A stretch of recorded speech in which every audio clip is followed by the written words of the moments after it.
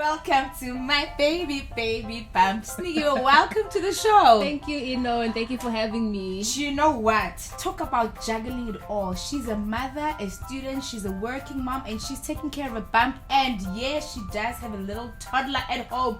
Girl, how do you do it? Your child is only 1 year old. No. She's 2 tomorrow. So let's say she's 2. So it's still very challenging though, because she's a toddler and she's very demanding. She doesn't know what's going on. As much as I tell her, touch the baby. So even when she touches her own tummy, she'll be like, baby. I'm like, no, the baby's only in my tummy. Okay, so I know we're talking about juggling it all, right? Yeah. But how is it possible? Your baby is 2 and then, Yeah. there's another baby on the way already. Did you plan to have it all that? It was definitely planned. It's actually so funny because my husband is very supportive, so that's what's gotten through me this. Because when I get home, sometimes I'm just so tired, I'm like, just deal with it. Then he has to deal with bedtime, with supper, and all of that. So I'm just grateful for that. But it was planned. It's actually so funny. I had a Mirena put in, that copper cable. Okay. And then, so April, earlier in the year, my husband and I were like, okay, April, we're going to take this out. So 24th of April, we went to my gynae, took it out, okay. So we want to try for number 2. So May 20th of May, already I was feeling funny. Sure. My toddler was behaving funny. I'm like, okay. So the baby is there already, not even a month after taking the thing out. So I guess we're quite fertile. No.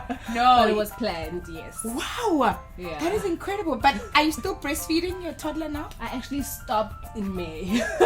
so I was in that weaning stage when we went to take it out. Okay. But I stopped around May, June. That's when I started like making sure that no, she stops breastfeeding. Because if it was up to her, she'd breastfeed. Even now she'd be breastfeeding, but I can't deal. So I've got one question for you, right? So I was studying as well, and after I found out that I was pregnant, I put my studies on hold for a year because I was like, I just wanted to focus on my bump, on my pregnancy, because I knew there was no way I'm gonna do it, because with work and with the baby, because we have a lot in common, because we both have little babies at home. Okay, mine is 6 years old. It's very little. Mine is little. This is very little.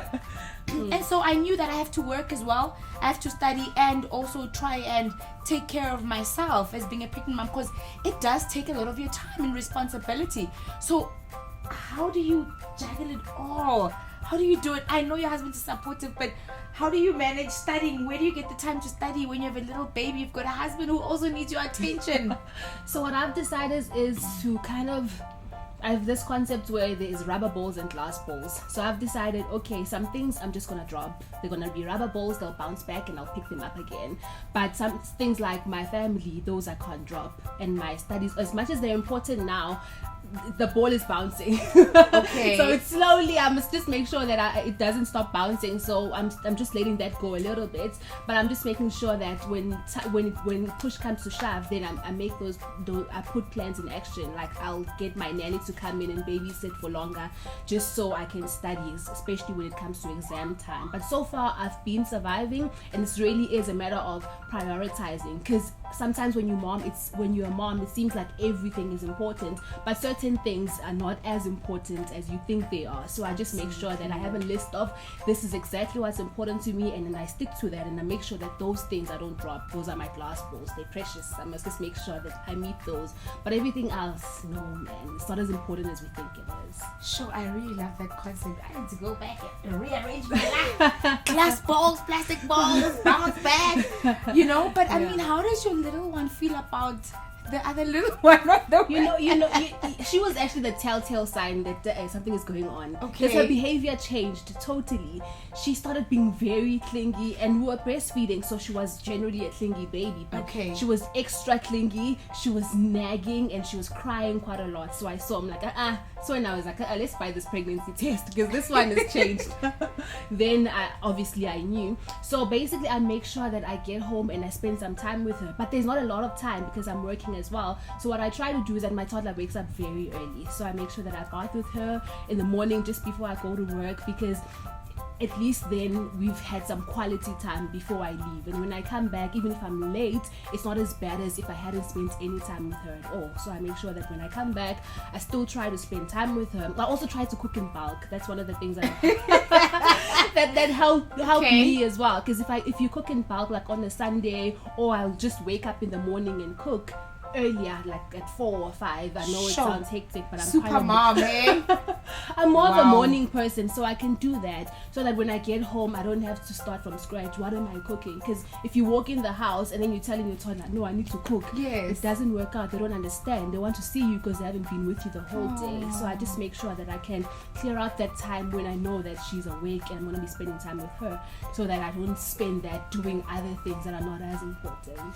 Phew, you make it sound so easy. Let's see what not. people on social media had to say. Yeah.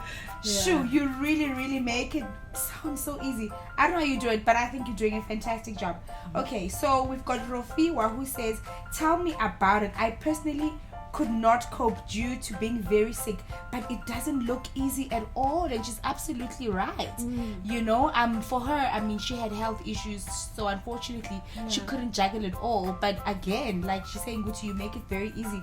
It's very difficult actually, because I know in my first trimester I was sick. I had prenatal depression, and it's not okay. I diagnosed myself. I don't worry, I diagnosed myself too, girl. And the morning sickness was literally all day, so it wasn't like my first pregnancy, which was a breeze.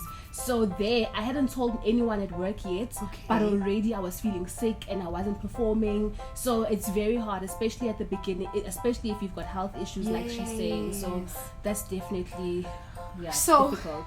Are you having a boy or a girl? I'm having a boy. Yay! Well, I'm confirming later on today. I have a 4D scan because you never know. So, but in the last scan it was a boy, so I'm having my 4D. So I'm crossing fingers because we've been praying for a boy. I know you prayed for a boy as well. Yes, I prayed for a girl. Yeah, That's so good. I'm quite excited because it's something different.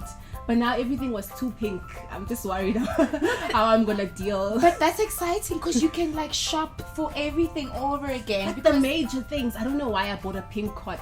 Should have just been white or brown like don't everyone worry, they've else. got neutral here, they've got white. Yeah, they've Kids got and brown. Forum will Yeah. definitely have to come to my rescue. Exactly, but I think Yeah. it's very exciting to have both sexes, you know. And do you have 2 separate rooms for your babies? Yeah, we're gonna have 2 separate because if this one wakes up, I don't want my toddler joining in. Honestly, I don't know how you do it, you know, but I think you're doing a fantastic job, Thank you know, you. especially being young, but being able to prioritize between what's important and what's not important, and and still being able to look as good as you look, because some of us just look miserable when we're trying to juggle it all. But thank you so much, Neo, for being part of the show. Thank you, and thank you for having me. I'm really excited to come here and to see you. You look fantastic as much as because you know, like it. when I'm this heavy, I don't know if I'm going to have a fist for a nose or whether I'm still gonna look sane. So Your I'm nose is hoping- on the right track. Yeah, Okay. and I'm just hoping my contour game will be on par so that I can Listen, at least. these kids are worth it. These kids are worth Yeah. it. I have something for you. Oh yay!